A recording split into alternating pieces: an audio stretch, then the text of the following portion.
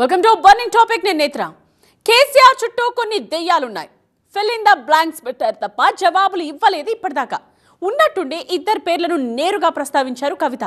కేసీఆర్కు అవినీతి మరక అంటడానికి కారణం హరీష్ రావు, సంతోష్ రావే అంటూ సెన్సేషనల్ కామెంట్స్ చేశారు. ఆనాడు మిగిల్చిన ప్రశ్నలకు ఈనాడు చేసిన వ్యాఖ్యలతో పోల్చుకుని తెలంగాణ ప్రజలే సమాధానాలు రాసేసుకుంటున్నారా? ఆ అవకాశం కవితనే ఇచ్చారా? కొన్నాళ్లుగా పార్టీలో తన స్థానం పైన కేసీఆర్ను రాంగ్ డైరెక్షన్లో నడిపిస్తున్నారనే అంశం పైన పరోక్షంగా మాట్లాడుతూ వచ్చారు కవిత. ఇప్పుడిక దాపరికాలు లేవు. నేరుగానే హరీష్ రావు, సంతోష్ రావును టార్గెట్ చేశారు. కాళేశ్వరంలో అవినీతి జరిగిందని కవిత తన కామెంట్స్తో కన్ఫర్మ్ చేసినట్టయింది. హరీష్ రావును ఇరిగేషన్ మంత్రి నుండి పక్కన పెట్టారని చెప్పడం, అవినీతి జరిగిందని సర్టిఫికేట్ ఇవ్వడం కాదా? సో ఇకపై ఏం జరగబోతోంది? ఇన్నాళ్లు కవిత చేస్తున్న కామెంట్స్ను పట్టించుకోదన్న అధిష్టానం ఆదేశాల నుండి ఇక చర్య తీసుకోక తప్పదు అనే అనివార్య పరిస్థితి కల్పించినట్టేనా? అసలే సిబిఐ ఎంక్వైరీతో డిఫెన్స్లో పడిన పార్టీని కవిత మరింత డిఫెన్స్లోకి నెట్టేశారా? కంప్లీట్ అనాలిసిస్ చూద్దాం ఇవాల్టి బర్నింగ్ టాపిక్లో.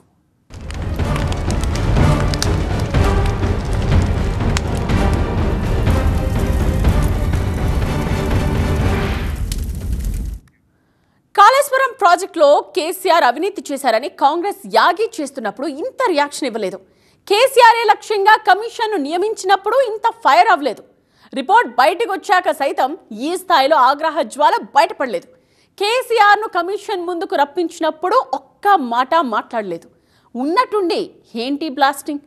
తన తండ్రిపై సిబిఐ ఎంక్వైరీకి ఆదేశించారన్న ఆగ్రహమా? తనపైనే ఇవే తరహా కుట్రలు చేశారన్న బాధన? జాగ్రత్తగా గమనిస్తే కవిత పార్టీ తరఫున మాట్లాడినట్టుగా లేదు. పార్టీతో తాడో పేడో తేల్చుకోవాలన్నట్టుంది. దీనికి కాస్త సెంటిమెంట్ రగిలిస్తూ తండ్రిపై సిబిఐ విచారణకు ఆదేశించారన్న భావోద్వేగము కనిపించింది. లేకపోతే పార్టీ ఉంటే ఎంత, పోతే ఎంత అని అనడంతోనే కవిత ఎంతకైనా తెగించినట్టు అర్థమైపోతోంది. పెద్దసారి దగ్గరకు వచ్చినాక ఇంకా కాంప్రమైజ్ అయ్యేది ఏం లేదు. కేసీఆర్ గారి మీద సిబిఐ కేసు వేసేటటువంటి స్థాయికి వచ్చినాక ఏం పార్టీ ఉంటేందుకు పోతే కేసీఆర్ గారికి మరక అంటిందంటే ఇద్దరు ముగ్గురు వ్యక్తులు కారణం. హరీష్ రావు గారిది మేజర్ పాత్ర లేదా దీంట్లో? అందుకే కదా కేసీఆర్ గారు వారిని సెకండ్ టర్మ్లో తప్పించిండ్రు. బీఆర్ఎస్ లో కవిత తుఫాన్, ఇన్నాళ్ళు పరోక్ష వ్యాఖ్యలు. నల్గొండలో బీఆర్ఎస్ పార్టీని నాశనం చేసిన ఒక లిల్లీపుట్ నాయకుడు ఆమెవరు ఈమెవరు అని మా గురించి మాట్లాడుతూ ఉన్నారంటే ఇప్పుడు నేరుగా ఆ ఇద్దరి పేర్లు. ఇదే హరీష్ రావు గారు, ఇదే సంతోష్ రావు గారు అనేక కుట్రలు చేసినా కూడా భరించిన. నా పర్సనల్ అటాక్ కి నేను ఎప్పుడు కూడా వాళ్ళను ఇంతవరకు పేరు పెట్టి పిలవలేదు, మాట్లాడలేదు. ఫస్ట్ టైం చెప్తున్నాను. Target Harish Rao and Santosh Rao. నాన్నకు రాసుకున్న లెటర్ లీక్ చేస్తే కూడా నాకు నరకం చూపిస్తున్నారు. ప్రతిరోజు సోషల్ మీడియాలో ఇష్టం వచ్చినట్టు రాపిస్తున్నారు. కేసీఆర్ అనుంగ సహచరుడుగా దశాబ్దాలుగా కేసీఆర్ తో పార్టీ నడుస్తోన్న సంతోష్ రావు మీద, కేసీఆర్ రాజకీయ చరిత్రలో కేసీఆర్ వ్యవహారాల్లో కీలక భూమిక పోషిస్తోన్న హరీష్ రావు మీద అత్యంత తీవ్రమైన అవినీతి ఆరోపణలు చేశారు కవిత. ఆరోపణలు చేయడం కాదు, నేరుగా పార్టీలో చిచ్చు పెట్టారు కూడా. హరీష్ రావు, సంతోష్ రావు పేర్లను చాలా గట్టిగా ప్రస్తావించిన కవిత కేటీఆర్ విషయంలోనే ఇంకా మౌనంగా ఉన్నారనుకోండి, అది వేరే విషయం. కవిత స్టేట్మెంట్స్ ఎలా ఉన్నాయంటే, కాళేశ్వరం ప్రాజెక్ట్ నిర్మాణంలో అప్పటి ఇరిగేషన్ మినిస్టర్ గా ఉన్న హరీష్ రావు అవినీతి చేశారని నేరుగా బహిరంగంగా చెప్పినట్టే. కవిత చేసిన ఈ కామెంట్స్ తో ఇన్నాళ్లుగా కాంగ్రెస్ చేస్తున్న ఆరోపణలకు కవిత బలమిచ్చినట్టయింది. కోపంతో అన్నారో, పరిణామాలు తెలిసే వ్యూహాత్మకంగా ఇలా అన్నారో కానీ పార్టీకి తీవ్ర నష్టం కలిగిస్తాయని ఆమెకు స్వయంగా తెలుసు. అందుకే స్థానిక సంస్థల ఎన్నికలు, జూబ్లీహిల్స్ ఉప ఎన్నికలు ఉన్నాయని తెలిసినా ఇలా తెగించి మాట్లాడారు. తాను మాట్లాడే మాటలు పార్టీకి ఎంత నష్టం చేకూరుస్తాయో కవితకు తెలియంది కాదు. అయినా సరే కవిత కట్టుబాట్లను తెంపేశారు. హరీష్ రావు, సంతోష్ రావు పై నేరుగా ఆరోపణలు చేయడం ద్వారా సొంత పార్టీ నుండి తన గ్రూప్ తో సహా బయటకు వెళ్లాల్సిన పరిస్థితులు ఉంటాయని ముందే తెలిసినా సరే కవిత తెగించి ఈ వ్యాఖ్యలు చేశారు. ఇవాళ 5 సంవత్సరాలు ఇరిగేషన్ మంత్రిగా చేసినటువంటి హరీష్ రావు గారిది మేజర్ పాత్ర లేదా దీంట్లో? అందుకే కదా కేసీఆర్ గారు వారిని సెకండ్ టర్మ్లో తప్పించిండ్రు. ఈ మొత్తం కాళేశ్వరం ఎపిసోడ్లో కేసీఆర్ గారికి మరక అంటిందంటే ఇద్దరు ముగ్గురు వ్యక్తులు కారణం. మాజీ రాజ్యసభ సభ్యుడు ఒకలైతే, హరీష్ రావు గారు ఒకలైతే, ఈ పెద్ద పెద్ద కాంట్రాక్టర్లు అందరితో కుమ్మక్కై కేసీఆర్ గారు ప్రజల కోసం ఆలోచన చేస్తే, నీళ్ళ కోసం ఆలోచన చేస్తే, వీళ్ళు సొంత వనరుల కోసం, డెవలప్మెంట్ కోసం, ఆస్తులు పెంచుకోవడం కోసం ఆలోచన చేసి ఇవాళ మీ వల్ల రేవంత్ రెడ్డి లాంటి వ్యక్తి, తెలంగాణ ఉద్యమానికి సంబంధం లేని వ్యక్తి, కేసీఆర్ గారి కాలి గోటికి సరిపోని వ్యక్తి, ఆయన నిలబడి కేసీఆర్ గారిని చేయెత్తి చూపించి కేసీఆర్ గారి మీద సిబిఐ ఇవాళ నేను వేస్తా అని చెప్తున్నాడంటే కారణం ఎవరు దీనికి? హరీష్ రావు, సంతోష్ రావుపై ఇంత తీవ్రమైన ఆరోపణలు చేసిన దృష్ట్యా కవితపై అనివార్యంగా కఠిన చర్యలు తీసుకోవాల్సిన పరిస్థితిని ఆమె సృష్టించుకున్నట్టయింది. తండ్రిపై అవినీతి ఆరోపణలు రావడం తట్టుకోలేకపోతున్నానంటూ ప్రేమ కొద్ది ఆరోపణలు చేసింది అనుకున్నా ఇది తండ్రి నెలకొల్పిన పార్టీని సంక్షోభంలోకి నెట్టాయి. ఇదే హరీష్ రావు గారు, ఇదే సంతోష్ రావు గారు అనేక కుట్రలు చేసినా కూడా భరించిన. నా మీద ఓపెన్గా మీడియా మిత్రులందరితో రకరకాల మాటలు చెప్తే కూడా నేను భరించిన. నా పర్సనల్ అటాక్కి నేను ఎప్పుడు కూడా వాళ్ళను ఇంతవరకు పేరు పెట్టి పిలవలేదు, మాట్లాడలేదు. ఫస్ట్ టైం చెప్తున్నా. నేను ఎందుకోసం చెప్తున్నా? కేసీఆర్ గారికి ఈ వయసులో సిబిఐ ఎంక్వైరీ ఏందండి? ఎందుకోసం ఆ కర్మ పట్టింది? అప్పట్లో కవిత చేసిన దెయ్యం ఆరోపణలు తెలుగు రాష్ట్రాలను షేక్ చేశాయి. ఎవరా దెయ్యాలు అంటూ రాష్ట్రమంతా చర్చించుకున్నారు. ఇప్పటికీ ఆ ప్రశ్నలకు సమాధానాలు రాలేదు.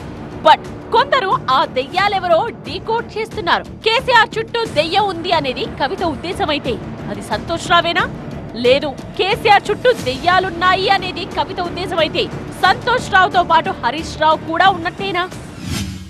కేసీఆర్ గారు దేవుడు, కానీ కేసీఆర్ గారి చుట్టూ కొన్ని దయ్యాలున్నాయి.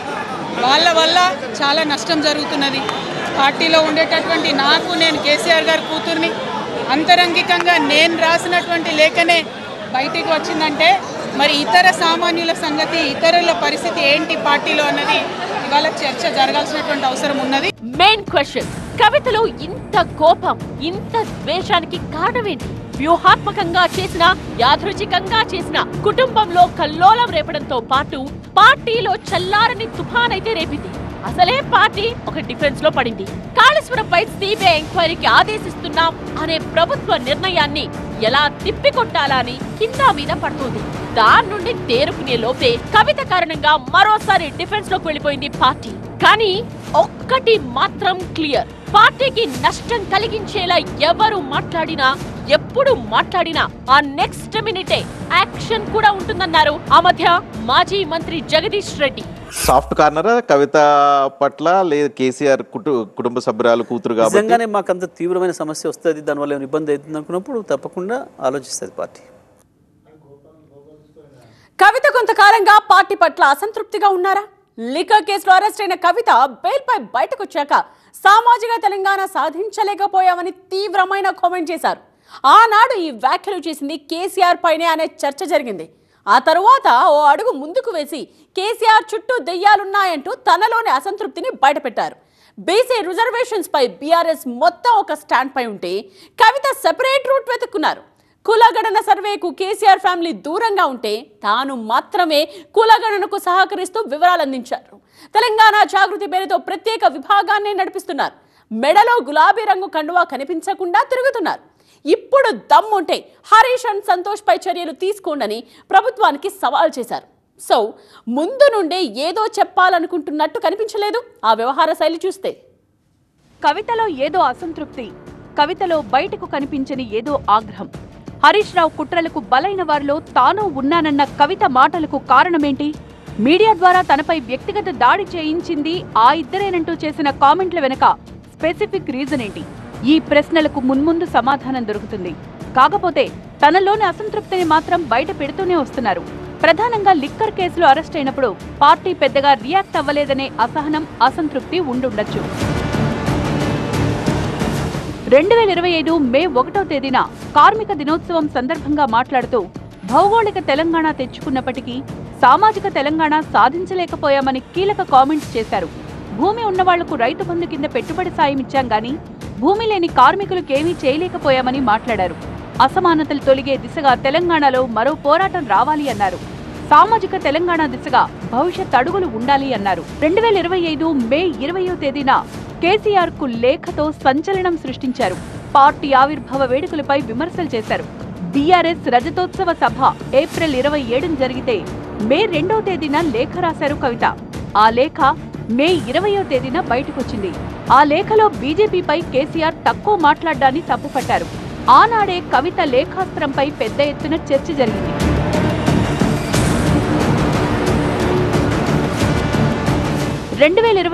మే 23వ తేదీన అమెరికా నుంచి హైదరాబాద్లో ల్యాండ్ అవ్వగానే కేసీఆర్ చుట్టూ కొన్ని దెయ్యాలున్నాయంటూ సంచలన వ్యాఖ్యలు చేశారు. అప్పట్నుంచి కవిత రూటే సెపరేట్ అన్నట్లుగా కనిపించింది. బీఆర్ఎస్ పార్టీ ఎంతో, తెలంగాణ జాగృతి కూడా అంతే అనే క్లారిటీని ఆనాడే ఇచ్చేశారు. అంటే పార్టీ నాయకత్వం ఎంతో, తెలంగాణ జాగృతికి నాయకత్వం కూడా అంతే అని కుండబద్దలు కొట్టారు ఆనాడు. బీఆర్ఎస్, తెలంగాణ జాగృతి కేసీఆర్కు రెండు కళ్ళు అని చెప్పడం ద్వారా సమాంతర నాయకత్వాన్ని కవిత ప్రతిపాదించారు కూడా. సాధారణంగా ఒక రాజకీయ పార్టీకి అనుబంధ విభాగాలుంటాయి, కానీ జాగృతికే అనుబంధ విభాగాలుంటాయని క్లారిటీ ఇచ్చారు. అంటే దానర్థం జాగృతిలో కూడా పార్టీ తరహా నిర్మాణమే ఉందని ఆనాడే సంకేతాలిచ్చేశారు. ఇక జూన్ 10వ తేదీన కేసీఆర్ కు కాళేశ్వరం కమిషన్ నోటీసులపై నిరసన తెలియజేశారు. పార్టీతో సంబంధం లేకుండా ఇందిరా పార్క్ దగ్గర ధర్నాకు దిగారు. అంటే కేసీఆర్ విషయంలో పార్టీ స్పందించాల్సిన రీతిలో స్పందించడం లేదనే విషయాన్ని కవిత ఆ విధంగా బయటపెట్టారు. ఇక జూన్ 16వ తేదీ ఫార్ములా ఈ కార్ రేసులో ఏసీబీ ముందు హాజరయ్యారు కేటీఆర్. కానీ అదే రోజు జగిత్యాల పర్యటనకు వెళ్లిపోయారు కవిత. అంతేకాదు, చాలా సందర్భాల్లో ఒకే జిల్లాలో పర్యటించినా సరే కవిత, కేటీఆర్ ఎవరి దారిలో వాళ్లు వెళ్లారు తప్ప కలిసి నడిచింది లేదు. ఇంటి రాజకీయాల్లో కేసీఆర్ కు దగ్గర ఎందుకే కవిత ప్రయత్నమా? అందుకే హరీష్ రావు, సంతోష్ రావుపై అలా మాట్లాడారా? కవిత స్ట్రాటజీ అదే అనుకుంటే కేసీఆర్ కు అత్యంత ఇష్టమైన హరీష్ రావు, సంతోష్ రావుపై కామెంట్స్ చేస్తే కేసీఆర్ కు ఎలా దగ్గర అవుతారు? సో ఇంటి రాజకీయాల్లో కేసీఆర్ కు దగ్గరయ్యే రూట్ అది కాదని తెలుస్తూనే ఉంది. కేసీఆర్ పై సిబిఐ ఎంక్వైరీకి ఆదేశించిన మరుక్షణమే తెలంగాణ మొత్తం భగ్గుమనాలి కదా అనేది కవిత భావన. అంటే ఏంటర్థం? ఢిల్లీ లిక్కర్ స్కామ్ లో ఈడీ అరెస్ట్ చేసి జైలుకు తరలించినప్పుడు కూడా తెలంగాణ భగ్గుమనలేదు అనేదే కవిత ఆగ్రహానికి కారణమా? అసలు కథ మొదలైందే ఇప్పుడు కదా.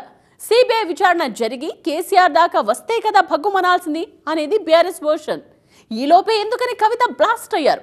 సెపరేట్ వ్యూహంతోనే అలా అన్నారా? మొత్తానికి కేసీఆర్ కుటుంబంలో కవిత సెపరేటు అనే మార్కు పడిపోయింది. కవిత విషయంలో కేటీఆర్ స్టాండ్ ఎలా ఉంటుందనేది ఇప్పటి వరకు బయటపడలేదు. బట్ కేటీఆర్, హరీష్ రావు ఒక్కటిగా పోరాటాలు చేస్తున్నారు.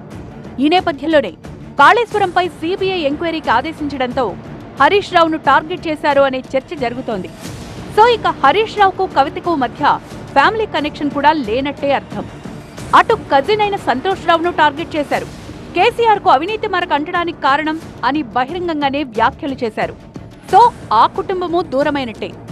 ఇది ఇక రియాక్షన్ రావాల్సింది రక్తం పంచుకు పుట్టిన అన్న నుంచే. కవిత ఈ వ్యాఖ్యలు చేసిన తర్వాత ఫామ్ హౌస్ కు వెళ్లిన కేటీఆర్ కేసీఆర్ తో సమావేశమయ్యారు. సో ఎలాంటి రియాక్షన్ వస్తుందో చూడాలి.